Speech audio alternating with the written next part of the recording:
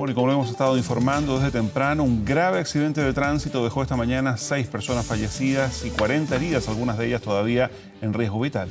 Justamente para hablar respecto de la seguridad en las carreteras, nos acompaña a esta hora Francisco Fressart, académico de la Ingeniería de Transportes de la Universidad Católica, que ya está con nosotros aquí en el estudio. Buenos días. Lamentable estar conversando respecto de este tema producto de este accidente que ocurrió esta mañana, pero respecto de los estándares de seguridad que tenemos en nuestro país, viajar en bus era algo que se hacía con tranquilidad, yo diría, cuando pasamos del tren al bus, siendo una muy buena competencia, una muy buena alternativa. Y respecto del último tiempo en el que hemos tenido que hablar, lamentablemente no solo de accidentes, sino que de irregularidades. ¿Cuánto porcentaje de seguridad podemos hablar que hay para viajar sobre nuestras carreteras? Yo creo que uno debe distinguir tres cosas cuando habla de seguridad, o al menos tres, en general son cuatro, que son la vía, el vehículo y los usuarios, que en este caso, por ejemplo, deberán ser el conductor de los buses o las personas que conducen. Y hay una cuarta que es precisamente la normativa. Yo creo que en nuestro país ninguna de esas las tenemos activas y en buen estado, y la precariedad reina. Sobre todo en el tema de protocolo, o sea, uno ve que en las vísperas de fiesta o de vacaciones a las autoridades mirando el neumático o pateando el neumático un bus con un casco en un terminal, como si eso fuera seguridad, como si ellos con la sola visión pudieran determinar si eso está bien o mal. O yo leía en la mañana de este accidente, la policía dice, en principio estarían bien los documentos y los papeles del conductor, como si eso fuera lo que importara. Lo que importa es que por alguna razón un conductor pierde el control del vehículo y mueren 6 personas, quedan 40 heridas. Hace pocos días en la minería 2 accidentes graves, uno con 10 personas creo y el otro con 4. O sea, ese es el problema, o sea, cómo no anteponemos la salud y la vida humana frente a los intereses de cualquier tipo. ¿Y por dónde se parte, profesor, ahí? Porque usted dice, claro, vía, vehículo, el conductor y las normas. ¿Se parte por todas juntas, alguna en particular, para mejorar la seguridad en las carreteras? Yo creo que todas son, con pequeñas cosas se puede mejorar. O sea, yo creo que si uno mira lo que se está haciendo, lo que importa es la pinturita para la ciclovía. En eso está el Ministerio de Transporte y la CONACET. Pero en términos de carreteras, para claro, concentrarnos ahí, es que, hoy día, por ejemplo, se ha disminuido con el paso de los años de manera importante los choques frontales gracias a las dobles pistas. Claro. ¿Qué falta ahí en materia de vía? Sin embargo, producto del aumento de la velocidad han aumentado los choques por alcance, que son bastante menos severos que los choques frontales, porque los choques frontales son relativamente complejos, pero el aumento de velocidad ha llevado a otro tipo de accidentes. ¿Y ahí qué falta entonces? ¿Más fiscalización? Yo diría que ¿Más conciencia? hay que más conciencia más que fiscalización. O sea, y en este caso, uno lo mira desde el punto de vista, en nuestro país siempre uno espera que el Estado haga algo, que se fiscalice el tema de la restricción vehicular, por ejemplo, de la restricción vehicular o de la contaminación. A mí me paran un día a la semana y yo pienso que con eso contribuyo, cuando en realidad debería pensar cuánto le cuesta a mi hija Elisa respirar, chiquitita, con el tema de la contaminación. O sea, uno debería decir, ¿por qué tengo que esperar que el Estado lo haga? Entonces, en este caso de la seguridad vial, la fiscalización es escasa, está mal enfocada y los accidentes aumentan. O sea, tenemos cada vez más accidentes. Tuvimos un outlier, o sea, un valor muy bajo hace un par de años atrás, y de eso todavía está publicado en CONACET, como si eso fuera importante. Lo siguiente ha ido aumentando, entonces lo que yo no puedo entender, o sí lo entiendo, pero la verdad es que las explicaciones son bastante más simples, es por qué a pesar de toda la inversión que se ha hecho en infraestructura, en mejorar las carreteras, la calidad de los vehículos en nuestro país son bastante buenas en general, ha mejorado muchísimo y también han mejorado mucho la asistencia de salud, es decir, que ocurrido un accidente pudieran llegar pronto en la mayoría de las veces a atenderlo. Asimismo, la atención post-accidente ha mejorado y por último, en las empresas había una preocupación de capacitación. Entonces, ¿por qué? Si ha habido 4 cosas importantes, no han disminuido los accidentes. ¿Y por qué? O sea, ¿hay respuesta para esa pregunta? Claro, lo que pasa es que no están bien focalizadas las acciones.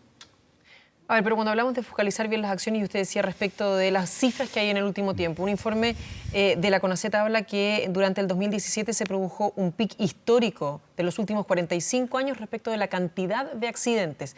Uno podría llegar a pensar que sí, tenemos mejores autopistas, usted lo decía recién, la condición de los autos, eso lleva a que se maneje a mayor velocidad, tal vez con mayores distracciones que existen hoy día, como los dispositivos móviles, que muchas veces hay gente que los ocupa para fijarse en la ruta, pero no solamente eso. ¿Qué es lo que se está faltando? ¿Qué es lo que nos hace todavía tener esta cantidad de accidentes que estamos teniendo? Y no solamente eso, sino que el riesgo que conllevan estos accidentes, donde muchos de ellos van acompañados lamentablemente de la muerte. A ver, yo creo que en cada una de estas cosas se puede hacer pequeñas grandes reformas o pequeñas grandes medidas. Ese pico histórico de CONACET efectivamente ocurrió en el año 2017 y si uno hace un análisis no hubo muchas acciones, más bien fue exógeno que así ocurrió. Yo pienso que lo más importante ese año, después de haberlo analizado, fue la forma en que Carabineros modificó su forma de controlar. Antes, por ejemplo, controlaban velocidad o permiso de circulación, etcétera, o cinturón, sino que ellos ponían un control, paraban a los vehículos y ahí controlaban, no iban específicamente a algo. Entonces, esa abertura de la fiscalización permitió que, en mi opinión, disminuyeran los accidentes. Esos son datos que uno técnica o científicamente analiza y puede constatar. Eso por un lado. Pero por otro lado, supongamos lo que ocurrió esta mañana. O sea, desde hace muchos años, algunos venimos diciendo la importancia de no permitir la operación de buses de 2 pisos, porque son extremadamente más riesgosos que los buses de 1 piso. Los buses de 1 piso siguen siendo peligrosos, pero los buses de 2 pisos, dada su condición de un centro de gravedad más alto y que, de acuerdo a la velocidad y a la ruta y a la cantidad de personas y a lo que se mueven las personas, tiene una variación a nivel lateral y esas aceleraciones laterales, sumado a las velocidades en curva, hacen que haya accidentes. Incluso pueden haber los accidentes en recta. Entonces, pero debieran prohibirse los buses de 2 pisos. Debieran prohibirse los buses de 2 pisos porque son extremadamente más peligrosos que los de 1 piso. Pero hoy día las empresas los han privilegiado porque evidentemente pueden transportar más pasajeros por menor costo, digamos. Exactamente, pero esa rebaja no se la traspasaron al pasajero. El pasaje siguió costando igual, ellos ahorraron y está bien. Yo creo que el tema del transporte interurbano pasajero es bastante competitivo en la tarifa. En consecuencia, uno no puede pedir que transporten subsidiando o financiando el costo. Pero aquí es donde está el tema. O sea, ¿por qué la autoridad no es más estricta en cuestionar los buses de 2 pisos y permitir, por ejemplo, que se emplee los buses de 1 piso de 15 metros? Se modificó la ley, pero ya estaban dados que todos son de 2 pisos. Y a mí lo que me pareció muy triste es que primero eran algunas rutas hacia la costa y después hacia el sur, y hoy día hasta el norte, o sea, donde las velocidades son altas, hay cuestas muy peligrosas, pero lo que es peor aún, yo puedo entender que las empresas que transportan pasajeros puedan competir y tratar de transportar a los pasajeros y tener un ingreso, por supuesto. Pero lo que me parece horroroso es que las compañías mineras hayan adoptado buses de 2 pisos para trasladar a sus pasajeros, o sea, a sus Cuando ellos asumen el costo completo y uno entiende que las compañías mineras en general tienen recursos para hacerlo. Por supuesto. Entonces, ¿cómo ellos caen en el ser irresponsable, en contratar un servicio que es sencillamente riesgoso? Sobre todo en rutas mineras, que son con curvas, que son con pendientes fuertes, etcétera. O sea, ¿usted ha tenido posibilidad de plantearle esto a la autoridad? Por supuesto. ¿Y qué le han dicho, digamos? Porque acá estamos hablando de una norma que lleva varios gobiernos, digamos, y de diferentes signos. Exactamente. No, nunca hay respuesta para este tipo de cosas. O sea, me ha pasado en todas las cosas que usted recordará, en la ley de convivencia vial, sí, o en el tema de bajar la velocidad de 60 a 50. No han bajado en absoluto los accidentes. De hecho, han aumentado. Entonces, ¿cómo hacemos leyes por WhatsApp o en papel? Que significa que no se hace ningún estudio serio. Si uno mira todas las ciudades de Europa que les ha ido bien en seguridad vial, la velocidad en la mayoría de sus vías, todas las vías residenciales, muchas de sus vías principales es 30 kilómetros por hora. Nos perdimos la oportunidad de bajar a 30. Entonces ya ve, o sea, en el tema de buses, ¿por qué seguimos usando buses de 2 pisos que son extremadamente más peligrosos que los de 1 piso? ¿Por qué la velocidad, si era 60, se pudo bajar, se bajó a 50 y no tuvo ningún efecto? ¿Por qué se sigue haciendo ciclovías sobre las vías cuando eso no obedece a ninguna normativa internacional?